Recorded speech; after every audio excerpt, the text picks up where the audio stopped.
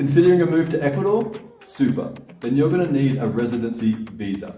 And today's guest just so happens to be one of, if not the most respected visa facilitators in all of Ecuador. That's right, today I'm talking with Joseph Guznay. Welcome, Joseph. Good day, Expats. It's good to be here. Awesome. I've got a ton of questions to ask you, Joseph, so let's jump straight into it.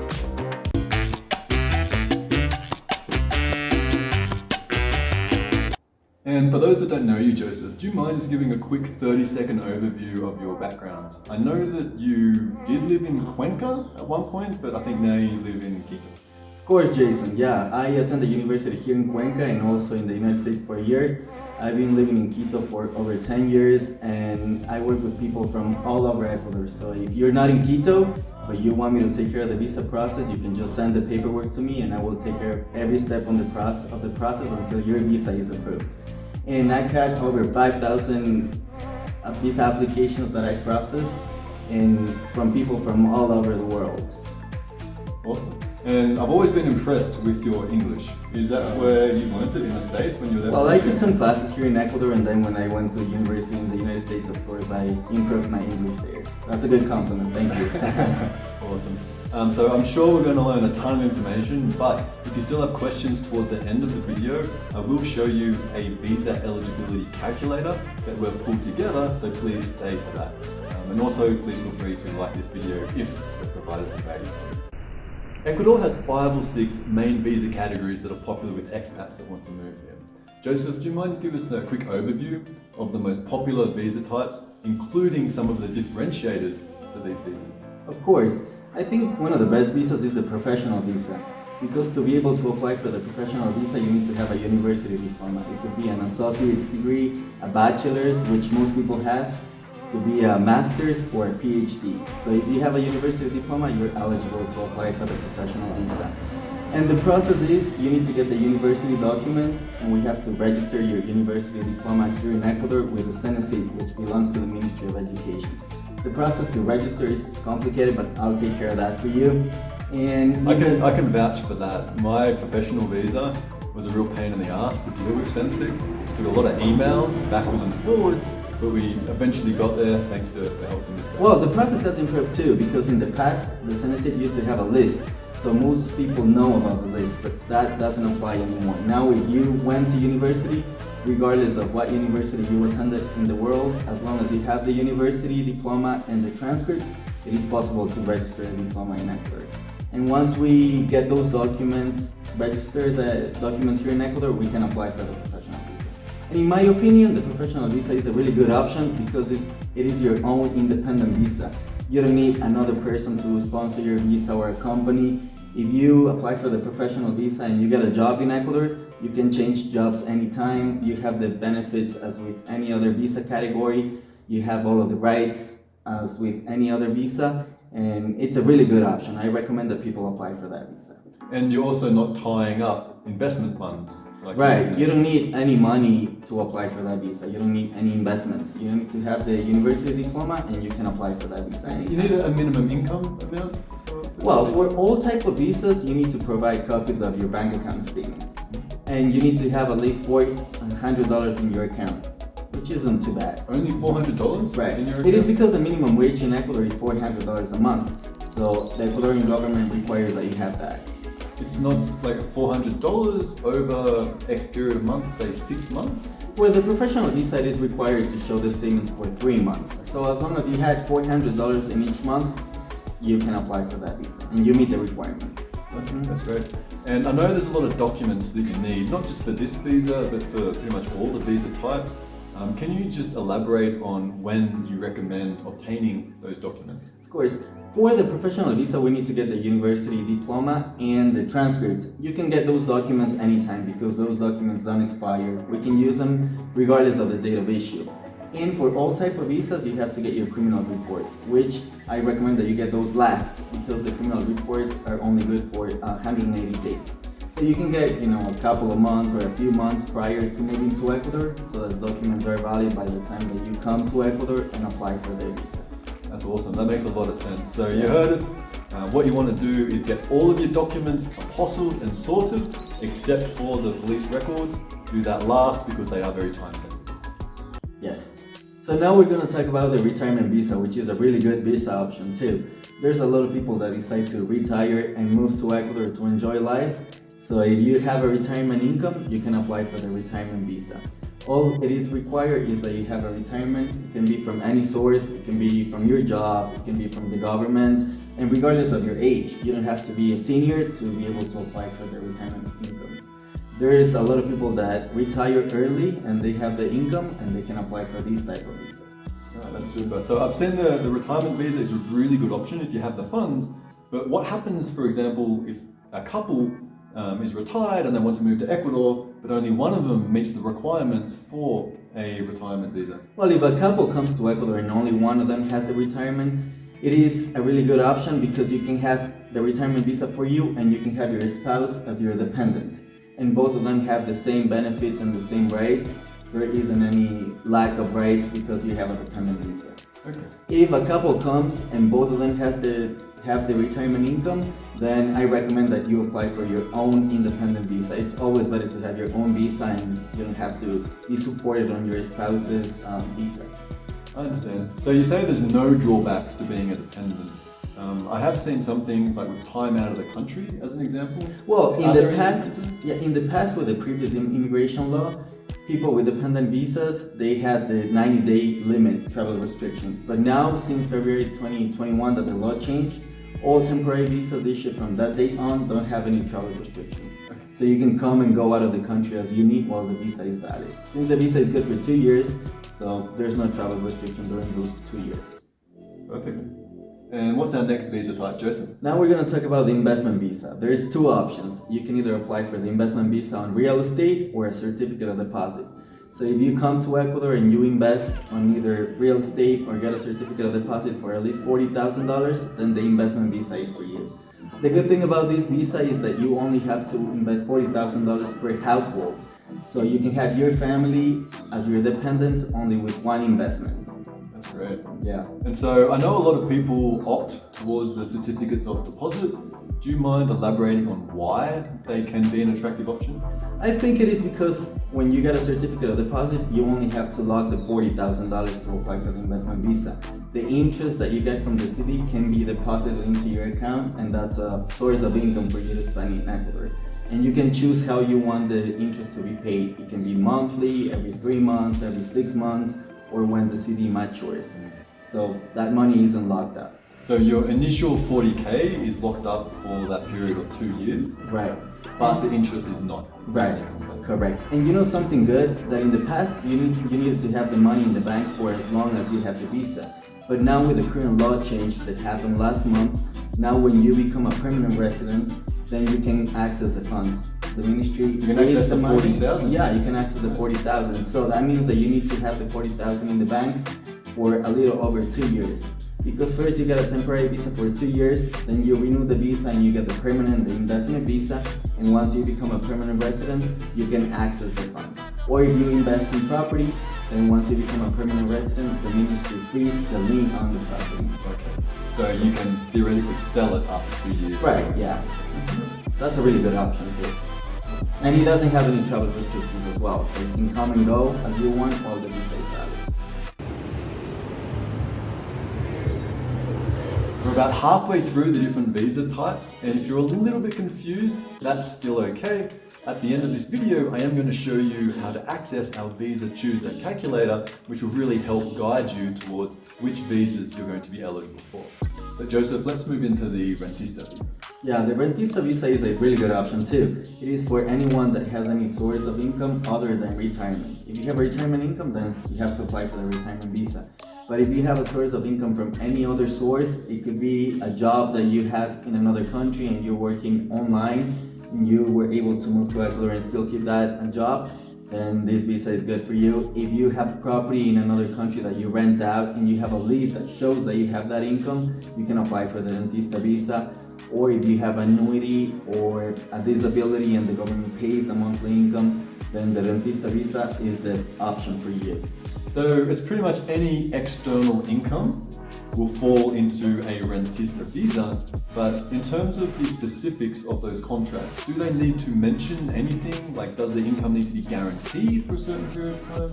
Yes, the required amount by the Ecuadorian government is at least $400. If you have over that, then you can apply for this visa. And you need a letter or a certificate from the institution that pays your income, or a lease or a work contract that shows that you have this monthly income. And the document has to have your full name and the source of income, the amount that you receive every month, and of course it has to be notarized and apostilled or legalized by the Ecuadorian embassy or consulate in your country for the document to be valid here in Ecuador. So it basically has to inform about the money that you receive and that you are receiving the money and where the money comes from. So it has to be over $400 a month. Yes. And we need to state the duration. But as an example, in my use case, I have a property in Australia, it's rented out, but the lease, it's only a 1-year lease. And so would that be eligible to apply for the rentista visa, or would I need to get that tenant to maybe re-sign it 2 years? Well, you need to show that you will have the income for at least 2 years, because you will be applying for a temporary visa that is good for 2 years. So if your contract or your lease says that you will receive the income for 1 year, it needs to have a clause that will say that it will automatically renew, or that if you reach an agreement, it will renew. Or you need to have the contract or the lease for at least 2 years. And also if you have a job, then you need to have the work contract that says that you will receive the income for the next 2 years. Perfect. Very helpful. Thanks. Yeah. And now let's move to the fifth visa type, the Amparo visa. Yeah, the Amparo visa is the dependent visa. If you move to Ecuador and you want to bring your family with you, you can bring your spouses, your children, or your parents, and they can apply for the Amparo visa. You can be the main holder of the visa, and you can have them apply as your dependents. What it is required to apply for this visa is that you bring the document that proves the relationship. So if you bring your children, you need to bring their birth certificate. If you bring your parents, you bring your birth certificate. If you're married, you have to bring your marriage certificate with you to show the relationship. And common law marriage is okay? Yeah, it is. You can have civil unions as well. It is acceptable to apply for the dependent visa. What a lot of people ask is about the restrictions with the dependent visa. In fact, you have the same rights and the same benefits as with any other visa types. And also with the previous law, most people ask, if my spouse or child passes away, do I lose my visa? With the current law, you don't lose your visa. Your visa continues to be valid and active. And also you have all the rights with this visa. So it's a really good option. Great. And for permanent residency, what type of relationships are valid there, and are there any flow-on effects? Sure, if you apply for the dependent visa supported on an Ecuadorian person, then you can also have your sibling as your dependent. So it is more flexible. And with a permanent visa, you're allowed to be out of the country during the first 2 years for 180 days per year. And then from the third year on, it can be 2 years. You can leave the country for after 2 years, you can come back for 1 day and leave for another 2 years. Awesome. Thanks for covering the main visa options, Joseph. I found it super helpful, and I'm sure our viewers will as well. But before you go, I do have a few questions for you, if you don't mind answering them. And the first one is to deal with where you apply for your visa. Like, I know that you have a choice basically of applying for your visa within Ecuador, or you can apply at your nearest Ecuadorian consulate.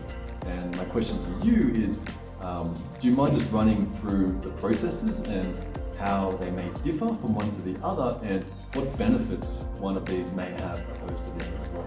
Sure. As you said, there's two options. You can either apply for your visa before you move to Ecuador through the nearest Ecuadorian consulate, or you can bring the documents with you and you apply once you're in the country. In my opinion, it's better to apply here in Ecuador. You just bring the documents with you and we take care of the entire process here in Ecuador. So there's less work for you. If you apply through the consulate, the process is longer because you need to create accounts, you need to send all the documents to the consulate electronically, you need to wait for them to process all of the information, all of the forms, and then get an answer. If you're in Ecuador, then we go into the Ministry of Foreign Affairs and you get an answer right away. The waiting period is much shorter than going through the consulate.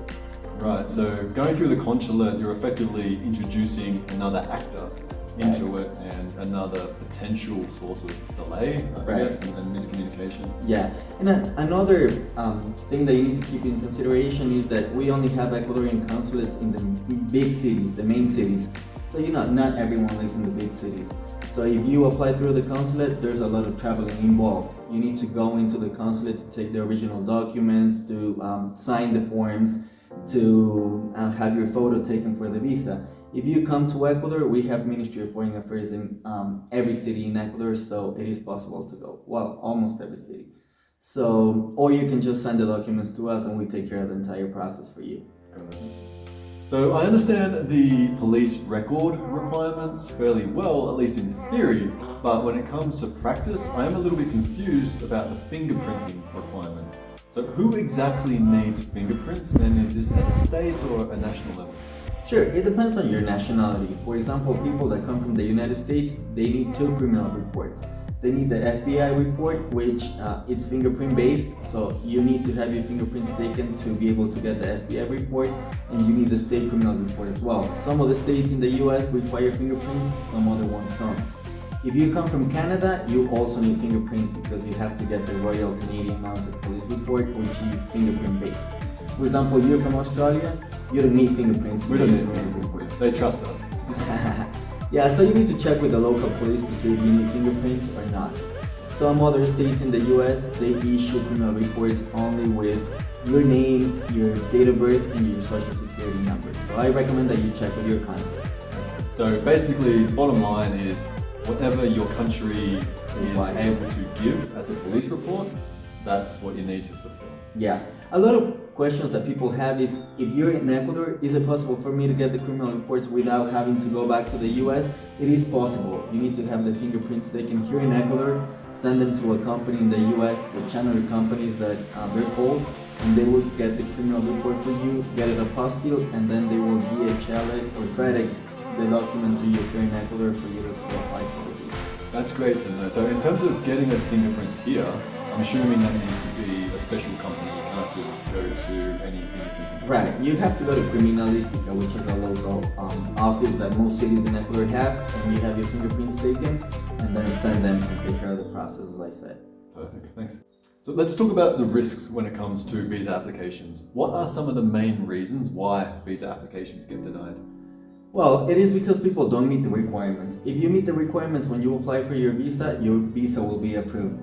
There's a lot of people that decide to apply on their own and they do a lot of research online, and a lot of the information that you find online is outdated from the past immigration law.